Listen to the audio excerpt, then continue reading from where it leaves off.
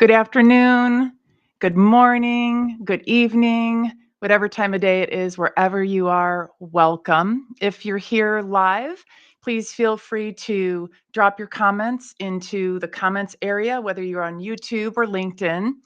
And if you're here later, same thing. We circle back to see if anybody had any questions or thoughts, so that we can be in conversation with everybody, regardless of whether it's asynchronous or in real time. My name is Ann Murphy, and I'm the founder of She Leads AI and the founder and CEO of Empowered Fundraiser Coaching and Consulting.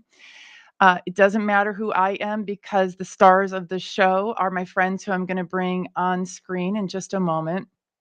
But I did want, as folks are coming on, I did want to share a little bit about where we are right now. So this is a live session featuring three of the speakers who will be bringing the noise at the Create Conference, which takes place October 11th through 14th in Salt Lake City. We have scholarships available for women of color, and we have discounts available for everybody. If you put Future 500 into the little discount code area when you're registering, you'll get a $500 discount. The pre-conference programs are free. We have monetizing your AI expertise. We have a beginners and kind of a beginner's foundation that goes into leadership in AI. And we also have a build-a-thon. So those are free for anybody who has a general admission ticket. So those opportunities are out there, and you can go to createconference.com, something like that. I'll drop the link in the chat. And let me share a little bit while we're here about She Leads AI. So a beautiful, we have a beautiful mission to advance. So we unite accomplished women to advance AI for global prosperity. And we didn't just make this up. It isn't just a feel good sentence. This is not something that ChatGPT churned out. We worked with a consultant to really deep dive into what the heck we are, how we want to serve our communities, local, global, all the above, and what we bring to the table that's different. When you look around at different communities for women in AI, and there are some amazing ones, one of the things that really differentiates us is that we're very focused on people, process, and culture. So we know that when we're at the table, people, the human beings, are going to be taken care of. They will be represented. We're bringing a point of view that's much different than has been the traditional approach to making decisions in tech. So we also partner with people, with organizations that are very mission aligned. A good example is we have the most fantastic sponsors for the Create Conference. I'm excited to share that with everybody. So we have this ambitious mission. There are a couple different ways that we carry it out. One is through our AI Academy, which is an external facing AI education platform for women. We have offerings for beginners, intermediate, and advanced. We have boot camps, we have on demand, we have intensives. And one of the things we're most proud about is we have a certified AI educator program. And through that program, our cohort graduates with an internship. We work with an organization called YouGo that supports young women or emerging leaders in poor countries to go to college. And we now teach those women how to use AI responsibly. And we're building additional curricula for them. So it's very exciting. And like I said, our certified AI educators graduate the program with an internship, which is very, very unique. So we have the AI Academy. We also have a consulting agency that is in the works, and it will launch with gusto before the end of the year. So we have a breadth of AI experts who are ready to serve a very wide breadth of organizations and companies. All sectors, pretty much all sectors, are currently represented. So stay tuned for that. We also have our She Leads AI Society, which is where women gather for peer learning. We all have recognized that there aren't a we're in a pretty small group of women who are at the pretty elite level in AI knowledge and AI consulting and bringing AI into our companies as entrepreneurs. And so we now teach each other what to do. And so that exists. We are hosted on Mighty Networks. And then finally, we have tons and tons of events to bring women together. We have social Saturdays, so anyone can join anytime. Any women in AI can join anytime. We're there every single Saturday, come rain or shine. And we also have our forum events, which take place 3 times a year. We have our in-person conference. We will have a big virtual event that follows that we will roll out pretty soon. And then we have our flagship event that we partner with the AI Salon on called AI Festivus. And that's a big event between the US holidays of Christmas and New Year's. It's on the 26th and 27th. So that is potentially more than folks needed to know about what She Leads AI is, but we're new and we're hitting the scene with gusto, and we love having our champions know what we do so you can ideally share that with others in your network. Today, we are going to hear from, this is like the powerhouse screen. You're about to get to know Cyndi Coon, Danielle LaFleur, and Daisy. I just had one of those brain, Daisy Thomas. And all of them are leaders in their own niche, like leaders, the women who everybody turned to ask for, what should I do now, blank, blank, blank. I have this situation. What should I, how do I navigate this? Or how do you do XYZ thing, some technical thing? So I'm delighted to share with you this wealth of knowledge on our screen right now. And I'm going to bring these amazing women on now so you can get to know them. Very pleased. Hi, everybody. Hello. Hello. Thank you for being here. Thank you so much for having us.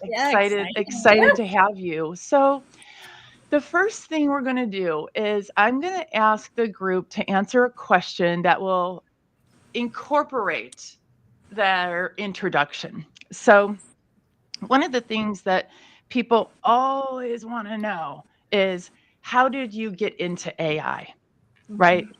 People wonder, like, it's such a, like, those of us, like, how did we get into AI? Why us of all people, right? So I would love for you to share a little bit about your background, what you do, how, like, how do you work with clients, and how did you get into AI?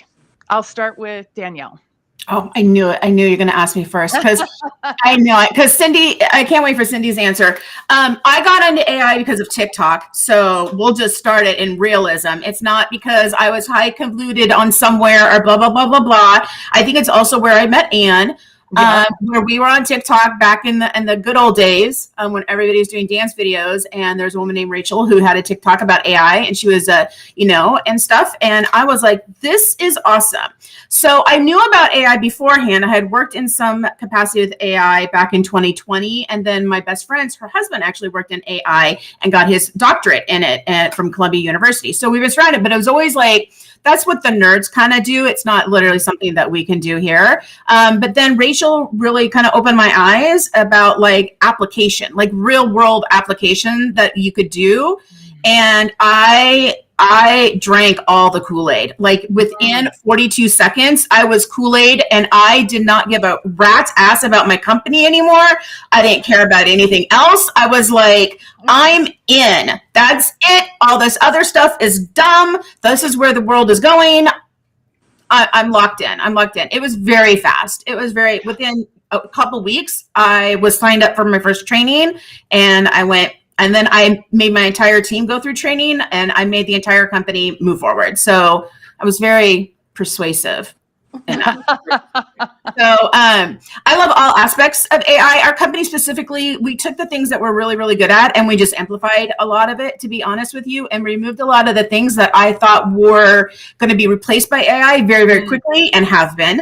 Or I didn't want to do anymore because none of us liked doing it. And I thought, what a great opportunity to actually focus in on what we really love to do and really make everybody's job a lot happier.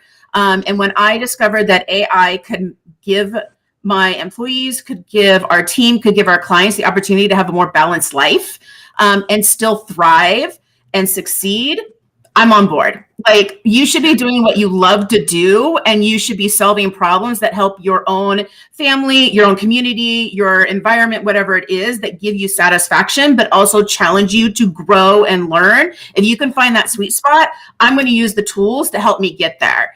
And so what we do is, I love fixing really boring things that create ROI. So I love fixing like the stuff that's super boring that nobody really cares about, and stuff. And it makes your job so much easier. So I'm not 90 hours, I'm 30 hours.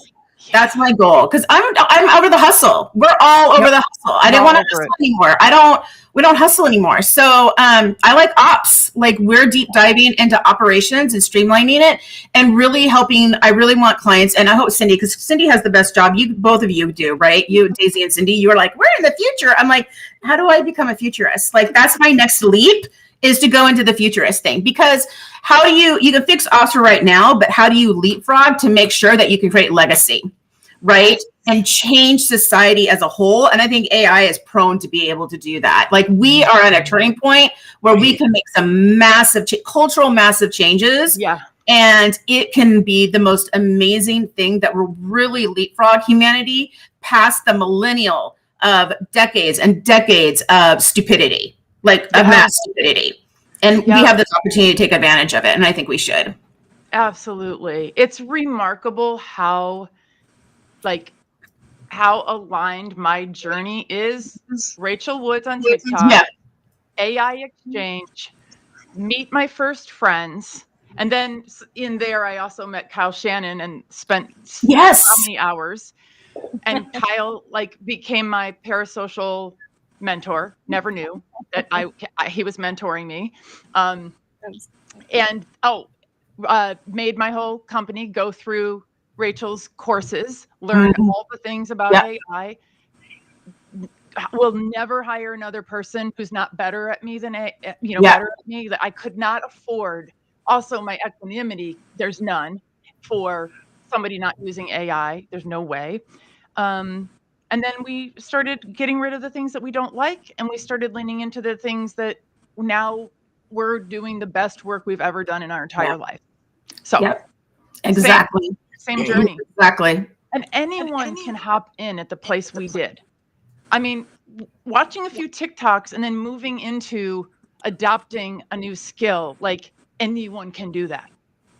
Right? Yeah. Cyndi, the applied futurist. I forgot what the question was. Just introducing ourselves. I was riveted, Danielle. And taking notes. I was like, I think I need you. I need you too, Cyndi. We'll be besties by the end of this thing. And then we'll be in Utah and we'll be skipping down. Exactly. Yeah. So I'm Cyndi Coon. I'm an applied futurist. And that is a skip hop way from way background fine arts into something called social practice, into being a producer, into being trained in the social science methodology around foresight. And then since then, I am the co-founder of the Threatcasting Lab at Arizona State University, and of that methodology, Threatcasting, which is published by Springer Nature, and also the co-founder of Futurecasting, which is coming out from Springer Nature soon. I don't have a date. And what that really means, really quick, is I have methodologies that we use to walk through to the future. That's why if you find me on LinkedIn, and I hope you will, it says I'm a time traveler. And that's because I spend most of my time, actually about 10 years out in the future, swimming in data. I am a data nerd. Like, data to me is just the same as a fine art material. Totally. I see, and I'm not a numbers, I'm not in quant, I'm qual. So what that means is I'm all story and narrative. I'm all human, human, human. So that's what I've been doing. And then part of my work is we research out into the future. So back in 2017, my lab did a report about what's coming with AI. And I knew, I've been watching. So as it was coming, I had a checklist that we built in 2017, essentially. And so when it arrived, I was literally, because I'm a creative and science stuff. I'm not a techie at all. So I understood when the stuff was going on in the background, but that was never me. So I didn't feel invited in that space, when it was open source. But when it became available for all of us, the first thing that happened for me is I have so much data. That's awesome stuff. It's so awesome. But over the years, it has been created, used in this way, and then that's all we were capable of.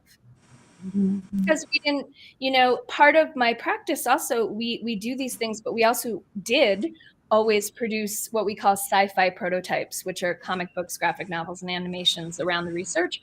But we always had to end there because, budget, time. So AI shows up. Day one, open that box and I jump all the way off the cliff because I realize I know what I'm going to be able to do is start dumping stuff in that's already public information, by the way, and see what comes of it. So as it has grown for me over the last almost 3 years now, I've been joining all the communities. I joined some communities and then left that I felt like didn't suit me, and I backed back out. Stayed in the communities that I really appreciated, which I would say are those that are filled with the women. I mean, that's just, we have our Kyle Shannon. We love our Kyle Shannon. But really, it's all the women, right? And then we all ended up gravitating towards each other, and it's because the generosity. So that's what keeps me in this space and why I want to keep playing, learning, working, upping my game, striving for more excellence of how I can be in this space and serve the greater community, even beyond our community, but I mean everybody, because all the women are generous. Yep. And so I have access to everything. That's the thing that it's like, is the most exciting for me is I can say yes to any client too, by the way, on anything, because I got it covered. I've got like an army of ladies. I really do. And Daisy will tell you how many times have I called Daisy and said, hey, can I hire you for this little thing? Or can you volunteer if it's this or that or whatever? So I think I answered. That's my love of AI. It's fantastic. And I'm so with you on the part about generosity because our women in She Leads AI are so generous with their IP that we actually put something into our code of conduct that says, yo, everyone's sharing their IP. It's just for us.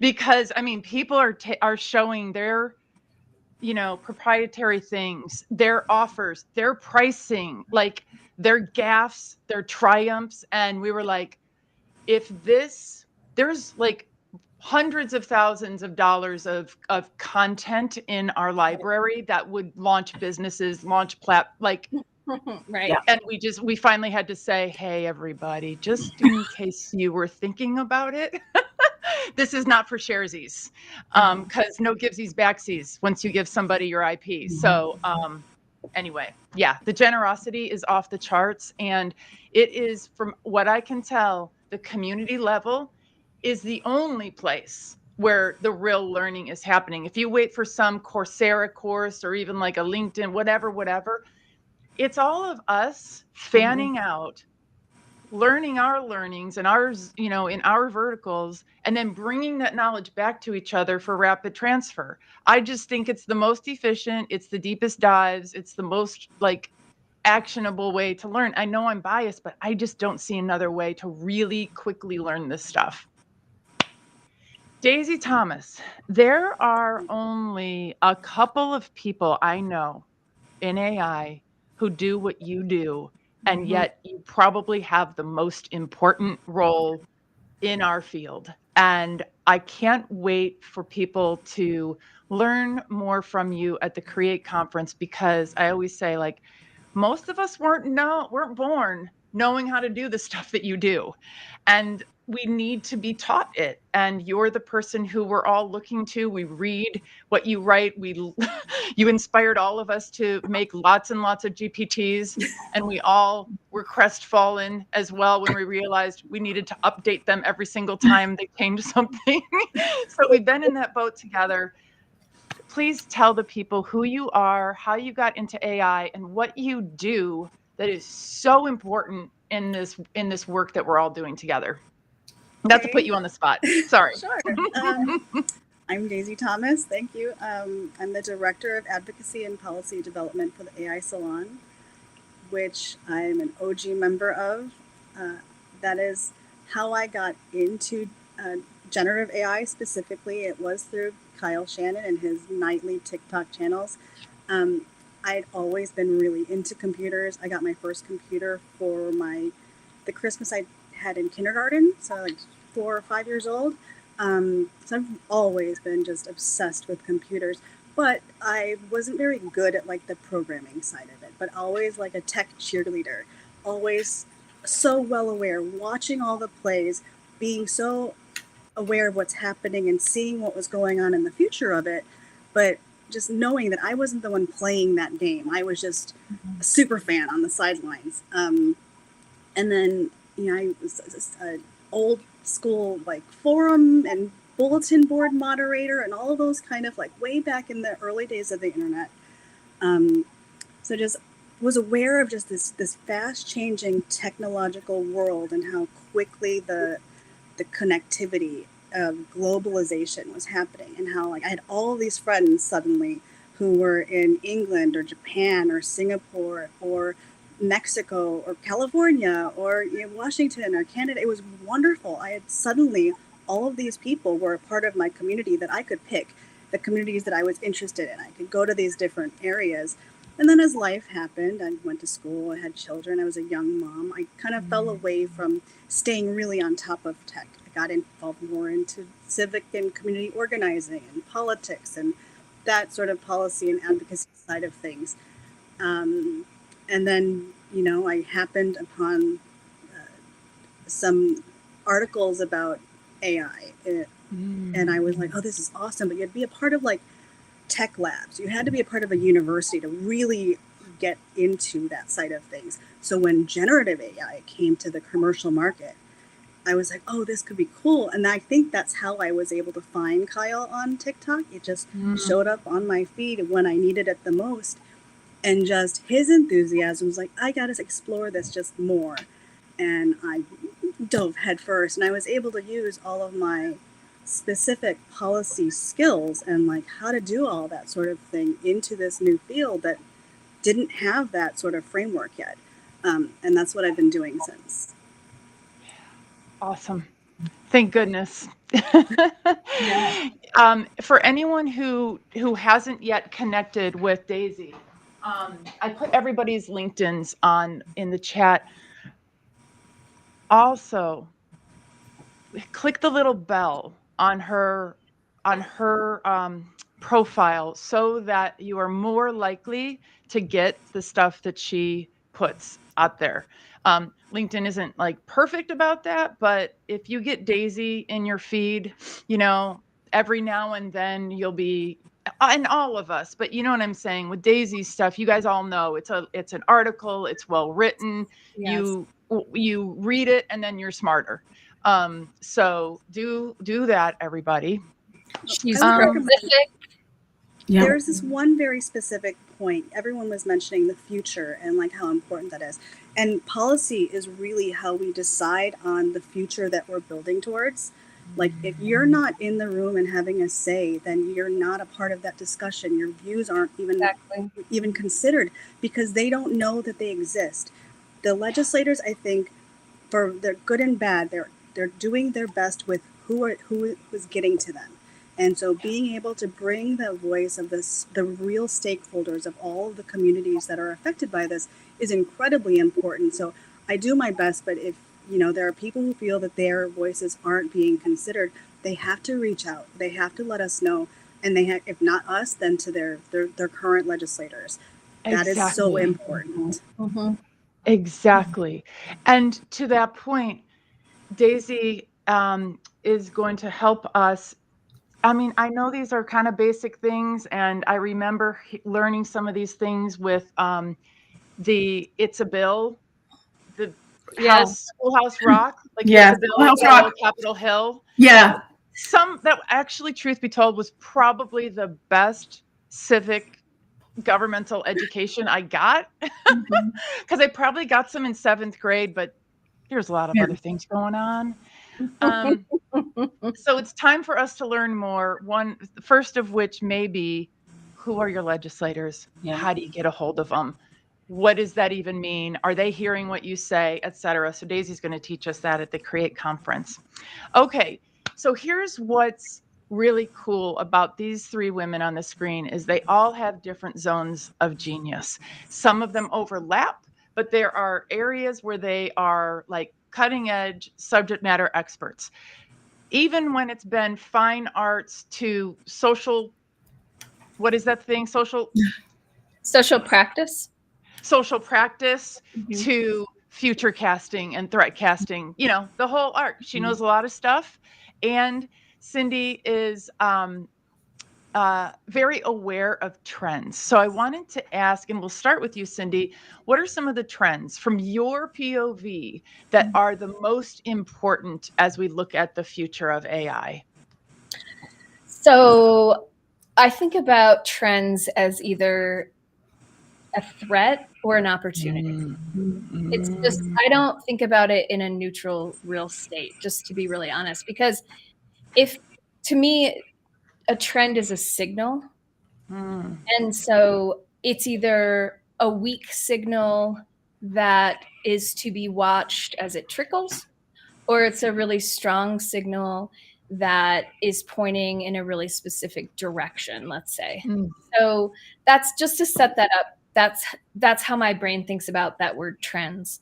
So I want to really focus on that opportunity space because quite honestly, I know it is absolutely important. It is absolutely valuable. And there are absolutely experts speaking on the threats around AI. I will speak on that when someone pays me to speak on it, is what I want to say. Okay. Then I will run a threat casting and you can ask me all day long about it after I am paid to base it on some science I do. Okay. So I'm going to set that over there. So I want to focus on the opportunity really quick because that's who I am as a human. I'll drive you crazy with my positivity. I am a ridiculous off the chain optimist. So let's talk about that. We are merging. AI is a very dominant force. But there's also this space that was dominant a few years ago, and a lot of people don't hear about it because it never grew into a way quite yet to be that dominance. And that's the Web3 space. So Web3 is so much more than crypto and NFTs and all of that stuff. And women are dominating that space too, by the way. So the future I see is when the women of AI and the women of Web3 have all the cash, all the power, which we're all actively gonna get. Then what happens is what we have seen for many years across everybody's futures research, not just my labs, is the future of Web3 is about extreme personalization. And that's lining up with AI too, as people are building their own models as ways to use less resources. You see people really actively trying to use AI in a way that's responsible and connects to the very individualized personal. So here's the thing. We can run this deep personalization into a dark place. We can all imagine where those things go. Or we could take over as women and we could say, whoa, wouldn't it be amazing if we could actually create this ecosystem globally where the combination of AI and the attributes of Web3 give people ways to earn and learn like never before. So it sits right in front of us. It already exists. There are already people in these spaces. Are we going to kill it off or are we going to lift it up? And it's all about women and women taking care of their communities financially and through learning.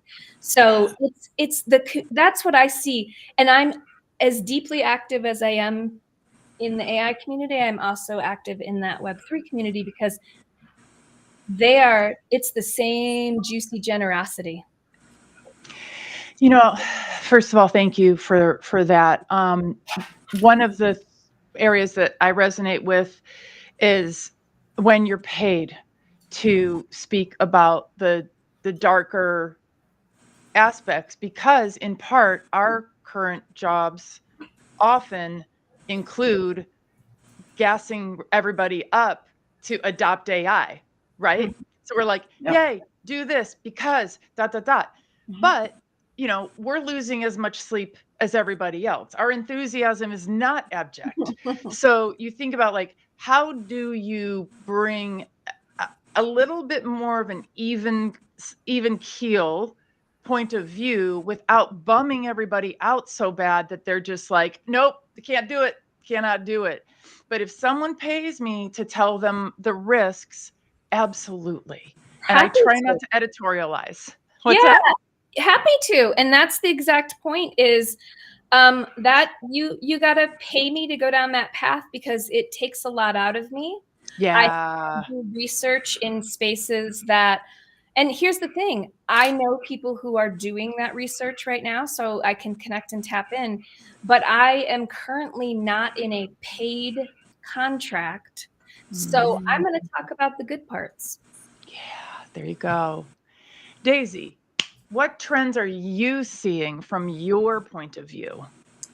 I'm seeing a big issue with the outdated policies for things like HIPAA and FERPA, COPA, the Children's Online Protection Act. There's all of those things. They're well intentioned, but they now need to go through this new cycle of being like a 2.0 version.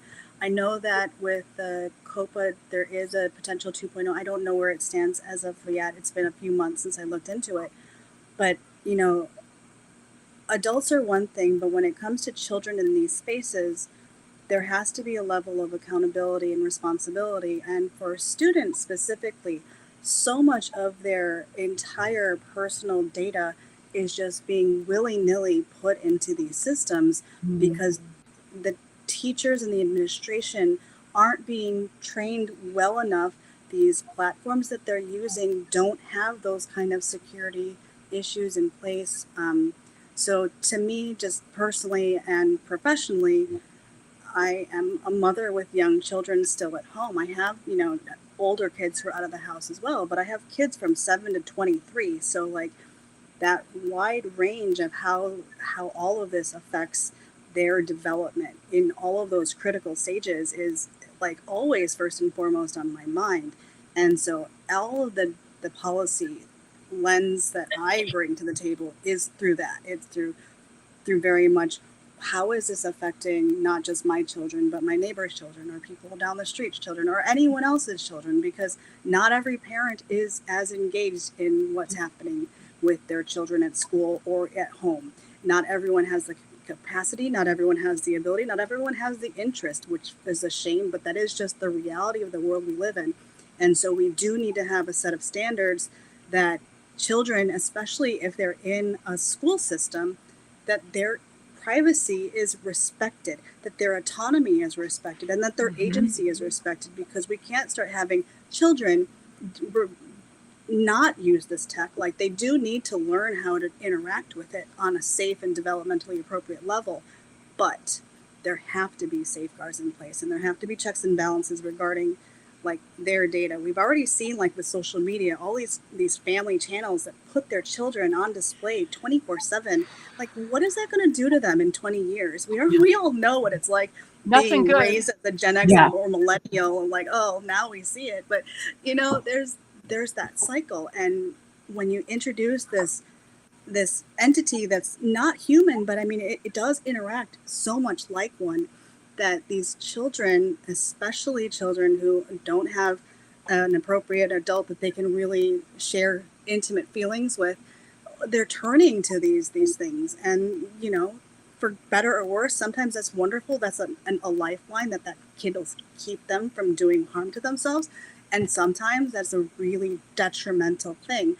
And finding that balance is something I know all of the big companies are struggling to figure out. No one wants these kids to be having sensual conversations, but how do you also legislate that? How do you govern that? How do you ensure that all these kids aren't lying about their ages when they go on? I mean, there's just all those little things that as parents and caregivers we just are dealing with at like an exponential rate. So yeah. I don't really know, but that's kind of what my biggest mindset issue is on it.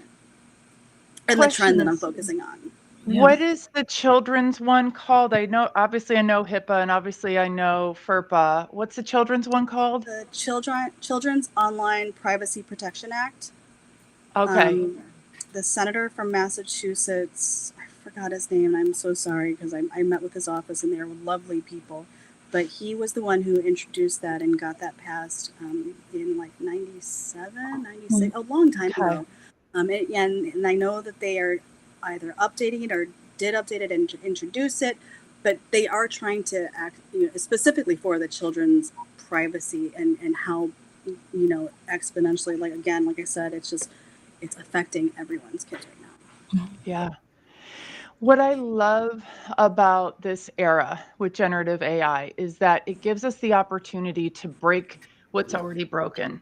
And I think about, I spent 30 years in higher ed fundraising, and how often I received information by email that I'm not on the list to receive. I'm not at the security level where I should know GPAs, right, of our students, how they identify racially and ethnically, and so on and so forth, right? What professor they're having issues with, et cetera. I mean, that would just show up in my email. And so now, I'd never gotten training on FERPA. No one has, right? Like the FERPA people have, like probably 10 people at a university have. And so I routinely got to see that. And now we get the chance to say, hey, who's had FERPA training? what are the rules? What are our guidelines for uploading information into da da da da da? And that's one of the things that I appreciate the most. It's a before and after moment where we get to look at all these things, find out, was our HIPAA policy for fundraisers what it should be? Let's now take a look at that. One of my clients are fundraisers for hospitals. They know, and they put into the CRM all this confidential information about people's health. I mean, PII like crazy. Well, there's like very gauzy rules about that. The people who are sticklers about it will never do it. 98% of people always do it. Fundraisers always do it because it's important to the relationship. Is it pancreatic or is it breast cancer? Like, it's very important, but you can't put that in there. And so now we get to say, okay, guys, what are we really supposed to do? So I appreciate that aspect of just like rethinking everything. Oh wait, Danielle, Danielle, did I get you? No. Talk to us. What are the trends you're seeing? Well, I think the trends that I'm seeing is probably along the lines of the Pollyanna standpoint that Cyndi definitely took. And that's why we need a Daisy in our space, because Daisy's going to say, like, think this through. But I just to point out what Cyndi was saying earlier too, I have a friend of mine, we were in a class together about building our businesses and stuff like that. We were working with a very high level coach, multi-million, hundreds of thousands, just on the cusp of the billionaire kind of status. And they were talking about AI, and my friend and I were like, we're not on that timeline. Like, that's not the timeline that we're on. Like, we're not on the doom scroll timeline. We love you, not on that timeline. So, and I'm okay with not being on that timeline. And I do like this idea of having them pay me. I'm taking that and running with it, because that sounds fabulous. Yeah, no. I get to choose what I spend my time with, and it costs more to not be within my full authentic self. Congratulations. And the more, and the more inauthentic you want me to be, the more expensive it gets, until it becomes like, nope, not going to happen. So, but the more authentic we are, the more happiness can happen in the world for us Pollyannas. So I'm on board with that too. I think the trend that I am seeing is human connection. To be honest, I am seeing this massive way, and it could be the rebellion against AI as part of that, but also this understanding that we are no longer, we've had 100 years or plus, 150 years of technology and the Ford assembly line kind of mentality, and fitting into this one kind of mold and sitting in the chair and all this other kind of stuff, where for generations we weren't, and there was a community mindedness. I see communications and planning and development around how humans live and how we should be living, and how towns should be created and cities should be created, and the European structure versus the American structure versus whatever it is. There's more community mindedness happening. And we went through this huge disconnect that happened with COVID. And I think that was a really eye opener on how much time we needed down against the anti-hustle, but how important community was and how important that family was, right? And how I see AI in this trend is actually giving us the tools, and the boring ass tools, to allow us to do that, to create that community. When you move your entire economy away from knowledge management, and you move it into a different platform of creating wealth and stuff like that, and moving within society, and it's no longer knowledge management, you have to rethink on how you interact. And so there is this huge thought process. And again, this is just what I've been exposed to, of how do we survive if it's no longer our knowledge that allows us to create financial stability. And you move into a thought process, into a creative process, into a calming process, to be able to start thinking what gives me value and what gives others value. And the value is exchanging those ideas and that creativity. And there was a time where, like, the creative market space, like the creative economy, I think this is moving us, just like Cyndi said, for the Web 3.0 and alter personalization. That creative economy comes from that, because it's your own internal. If we all had time to sit and meditate, if we all had time to sit there and get to know ourselves, if we all have time to work on our shadow work and work on our issues and better ourselves so we could better relate to other humans. Imagine what that would look like if we have that space to do that. Right now, only the wealthy, so to speak, have that opportunity, are the super wise that don't really give a shit about money. And like, there's just this, we're stuck in this cycle, and I want this cycle to end. And I'm thinking Gen Alpha, maybe the generation that they're like, we don't want that. Like, we're not going to live like our grandparents, just like we don't want to be like boomers or whatever it is. Like, we are breaking these generational curses over and over, and we are coming to that cusp. And when you come to that cusp, when you start breaking that patriarchy kind of like crust thing, boy, do they fight back really hard. But it's too late. It's already moving over this. And it's just that last, are we allowed to swear on this? The last beeping thing that kind of moves this. But I see this transition. And I'm not saying it's not going to go down like this. You can't have a really high without the low, but we are coming to a change. We have the opportunity, like, I really believe we have a change, the opportunity. We can recycle the whole thing and let it expand another 500 years, or we can cut it down by 100 years. And I don't want us to steamroll into this kind of thing without thought and due process. And like we said, we need the daisies, we need the advocacies, we need the time to build this in, the education, all that other kind of stuff. We have to have that, or we will steamroll into a whole other side of stupidity, right? So, but I see human connection as either the trend that I'm seeing the build or the trend that's going to happen. And when you have that, there's so much more opportunity. The opportunity for inner growth, societal growth, your job growth, your personal happiness. And that's what motivates me. I'm not really motivated by ops. I love ops, but streamlining operations gives you time to actually fix a real problem for your client or for yourself. That's it. That's all it's doing. Right. And so that's the undercore. Yeah. And being curious, just be curious about what you can do and how you can move and become closer. And as an introvert, I don't want to sing Kumbaya with everybody, but as an introvert, I know the power of communication and how important that is. Yeah. God, it's all so good. And I want to extend kind of the opportunity for people to hear what you're saying and hear your journey and translate that into the way they might show up. And so I'd love to have we've got about 10 minutes left. Love to have a general conversation about collaboration. One of the things that has been so delightful is the number of wonderful men that I have met since I entered the AI space.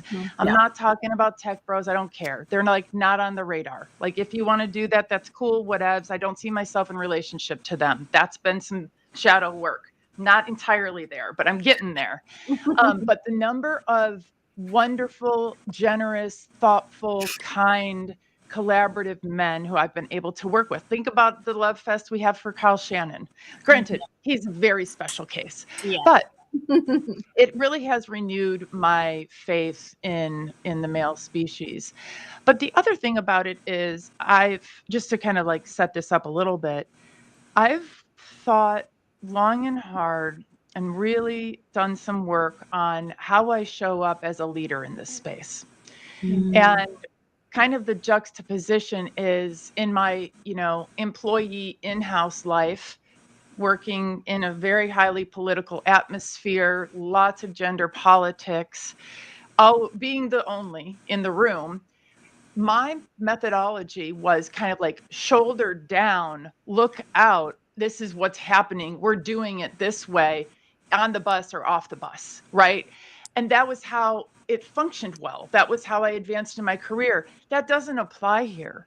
Like, empathy didn't matter back there. Empathy is the only thing that matters right now. So I've had to really soften, right? Like, be a more porous type of leader showing up in space together. And I do know that this is an opportunity for all women to kind of re-debut themselves in their communities. So I was wondering if you could share a little bit about how, and maybe take this wherever you want to, but how have you intentionally decided how to show up for women in AI? Any one of you chime in. I have a thing that, if you come to create, you will hear me say this again, but maybe a slightly longer version, which is, here's the thing. Once you're in, like we're in, once you've dabbled, you immediately have a responsibility. And the way I frame this in a metaphor for myself, because I think about it every day, is right now, we're still in a space where there's motion and movement and there's still room. A tsunami will be here shortly, and it will be so serious for so many people. And so right now, we have to build our rafts so that we're prepared to take people on. And as women, we're the ones. So I am building a very big raft. It has couches and bookshelves. Lovely, lovely. I'll be prepared to take anyone in. But that's my personal real focus, is if I meet a woman and she's a dabbler, she wants more, she's got me. Yes. I am there. I will help her put into a place till she's like, okay, let me roll with this for a while. Yes. Every time. Love it. Love it. Being open, the yes, right? Yeah. The answer is yes. I love that. I feel like I just drag them. I feel like I'm the person that says, no.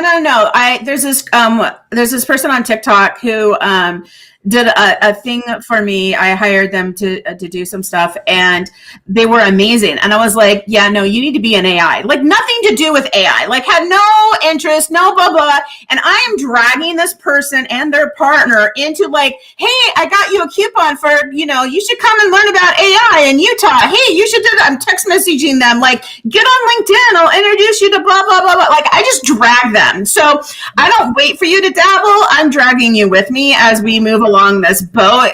Just you're coming on the raft. You gotta get on, because you're gonna drown. For pity's sakes, get on the damn raft. And if you're not getting on the raft, I'm moving your ass onto the raft and we're moving, because I don't have time for this baloney blah blah blah, right? So that's been my strategy. We'll see how well this works, But you also mentioned a little bit earlier about men and stuff. And I do want to say, even though I talked about the patriarchy, I have some amazing men that work for me. I think Chris, who's our head department for our engineering department, right? Chris is very pissed that he can't come to the Create thing. He's very angry about it. Not really, but he's not angry. He's just like, but I want to go. Like, why can't I hang out? Like, I could like da da da. And so he is very much the nerd. He plays the D&D. Like, we have the whole scenario going on. But he is probably the highest EQ person in their 20s that I've ever met in my entire life. Like, he immediately gets where others are coming from. He doesn't take very much anything really personally. He understands. He takes time to listen. He can work with city. We worked for we did a project for this the city of Snohomish once, and he worked with all the city council, and they had dumped me so fast so they could go talk to Chris. Like, I was no longer allowed to project manage this in any way, shape, or form. I had to go to Chris, right? So I think there's a lot, like we have Kyle, we have Tyler, there's a lot of amazing men. And what I really enjoy is the younger generation of men, the 20-year-olds that are not part of that tech bro, but they have a passion. Those, like, there's a company called Build Better, and it is run by one of those guys. And I love him because he is so centered on that community aspect and very smart, very, very smart, works on an extremely amazing level of intelligence, but also is very present and very authentic and very real and hear about creating that community. And I love that. So we have a lot of men in this space that they're going to help us change those tides and create a better equilibrium. And I think you do have to have that balance. Yes. So, right. Your mentor's 23. Like, we get it. When you get it, right? And so having a balance, the extremes is not the good part. We need to have that balance. And it's been extreme for so long, we don't even know what a balance is, right? And so we don't even have an idea of kind of what that is, especially in our particular culture. There's other cultures that are definitely more balanced and stuff. But that would be my thing on the men, and then dragging people into this. Like, I just will drag you. I will just drag you. I will drag you. Because again, once you get that little taste of it, you can apply, just like Daisy said, this is my area of expertise, and this is how I'm applying it. As soon as you kind of have that little moment, you're like, oh, I know where I can make this part of what I'm an expert at better. I know Daisy knows that these place checks are so important, so we don't go off the flippin' deep end, right? So we need Daisies. We need people that would never think that they should be working in AI more than ever. So your voice, your opinion, your culture, your background, your intelligence, what you think is a lack of intelligence, your street smarts, we need that collective to be able to move this in the direction that actually fulfills society on such a deeper level that we've never had before. I love what you're saying about getting people off the sidelines and helping, I always say you can't steer a parked car. Yeah. When the tsunami hits, we're all going to have our tricked out, beautiful rafts. Yeah. And that's going to be very helpful, because I feel like the getting people off the sidelines is a pay me now or pay me later. In that, I live in a tsunami zone, and so we get a lot of tsunami training. And the most awful piece of, like, a rule that we have when the tsunami strikes, and this is so horrible, and I don't even like saying it out loud, is do not wait for one single person. Do not grab them. Do not grab their hand. You run. I don't care if it's your kid. And it's just like, oh my God, that's so horrible. We don't want that. We don't want that. Definitely not. So pulling them off the sidelines right now is much better than leaving them in the big wave. Yeah. Daisy, talk to us a little bit. I go to a lot of networking events locally, and I attend specifically a couple of women's groups, and I'm always talking about the importance of AI or how they can use it in their various fields, because it is a wide variety, and we are seeing application across everywhere. There's really not a field that it couldn't benefit in some way or in some aspect be able to apply it in either research or thought process or just creative partner. There's just different ways to use it, that besides data and all the analytical stuff that traditionally you'd be using it for. It's just a wonderful thing. And then I've taught AI ethics at like our local library, and I do a lot of like AI stuff for children.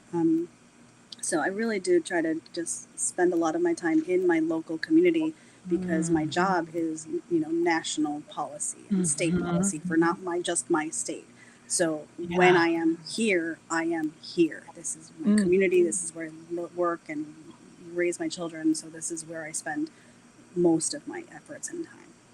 Oh, it's so important. It's so important. I mean, everything is local. Everything global is local as well. Yeah. For folks who are wondering, these three rock stars will be presenting at the Create Conference. So if you want to hear a more fulsome presentation by them and be able to interact and learn in a workshop style, definitely consider that. Also, we're your friends now. So feel free to get in touch with us, Daisy Thomas, Danielle LaFleur, Cyndi Coon. You can find us all on LinkedIn. I also dropped their URLs a few messages ago. Thank you, three. Thank you for showing up in the way you do, including today. It's no exception to how much you are willing to pour into, with so much generosity, the community. I appreciate you very much. And thanks for coming, everybody.